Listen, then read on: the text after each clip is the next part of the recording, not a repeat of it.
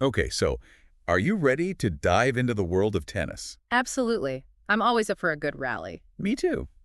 We got a really interesting Wikipedia article all about tennis. And honestly, I learned some stuff I had no clue about. Oh, yeah.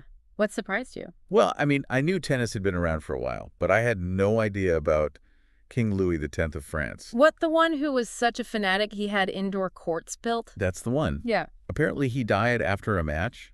Maybe he had a little too much wine afterward. Can you imagine? Wow, talk about dedication. It really makes you realize how ingrained tennis was, even back then, as a part of, royal life.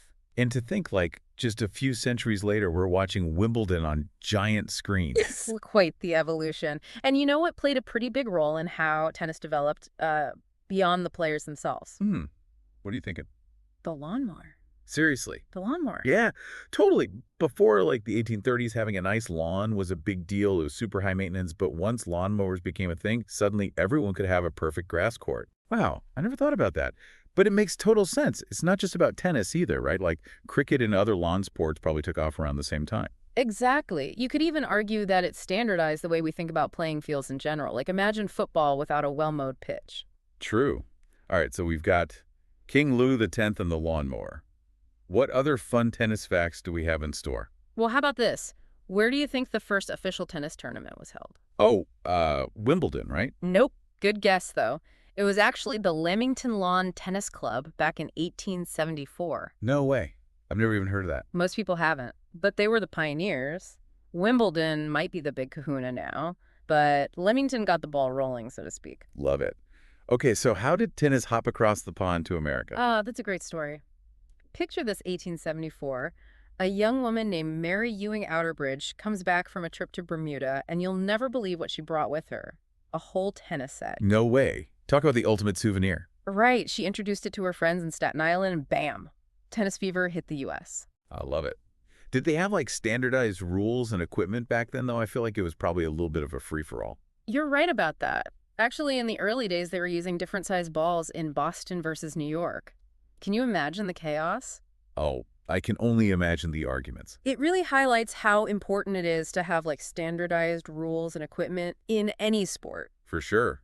Otherwise, it'd be like comparing apples and oranges. Exactly. And speaking of change, the equipment itself has gone through a wild transformation over the years. It's amazing how technology has influenced the game. It's true. Like those old wooden rackets seem so primitive compared to the high-tech ones they use today. It's mind-blowing, right? And yet you still have players like Roger Federer who swear by those natural gut strings.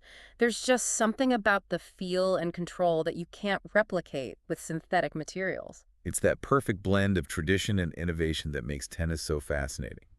So we've talked about all this cool history and evolution of tennis, but what about the actual gameplay? Oh man, there's so much to unpack there. Right. Like when I watch a match, I feel like I'm only seeing the tip of the iceberg. You're right. It's like a physical game of chess out there. Hmm. One thing that often goes unnoticed is the importance of a player's stance. Really? I just thought they kind of moved around however felt natural. Aha, not quite. There are actually four main stances: open, semi-open, closed, and neutral. Each one affects their reach power and how quickly they can recover for the next shot. Wow, I had no idea it was that technical. Oh yeah, it's all about strategy. Even those tiny adjustments can make a huge difference in a match. That's wild. Okay, so we've got stances down. Hmm. What about all those crazy shots? Oh man, you're talking about the good stuff. Those are like the special effects of tennis. You've got the volleys where they hit the ball before it even bounces. Requires insane reflexes. And the half volley, is that where they hit it right after it bounces? Exactly. That one's all about timing. Then you've got those powerful overhead smashes. Ah. Those are always crowd pleasers. Don't forget the drop shot. Oh yeah, pure deception with that one. So Yeah. sneaky. I love when they pull that one out. It's like they're playing mind games with their opponent. It's all part of the strategy. And speaking of strategy, no tennis deep dive would be complete without mentioning the Grand Slams. Right. Those are like the Super Bowls of tennis. The Australian Open, the French Open, Wimbledon, and the U.S. Open. Each one has its own unique vibe and history. Totally. And the court surfaces make a huge difference too. Like the grass courts at Wimbledon are legendary. They're known for fast-paced rallies and those unpredictable bounces. And you can't forget about that strict dress code. All white everything. It's true. Wimbledon is all about tradition. Mm. And then you've got the clay courts at the French Open. Those are the ones where the rallies seem to go on forever. Exactly. Clay courts tend to favor players with strong defensive skills and a lot of stamina. So cool. And what about the men's and women's tours? Are they structured differently? They are, yeah. The men's ATP Tour and women's WTA Tour have their own ranking systems and tournament structures, but interestingly, the WTA recently rebranded to mirror the men's system. I think that was a long time coming. It makes sense to have that consistency. Definitely. Now, here's a debate that always gets me going.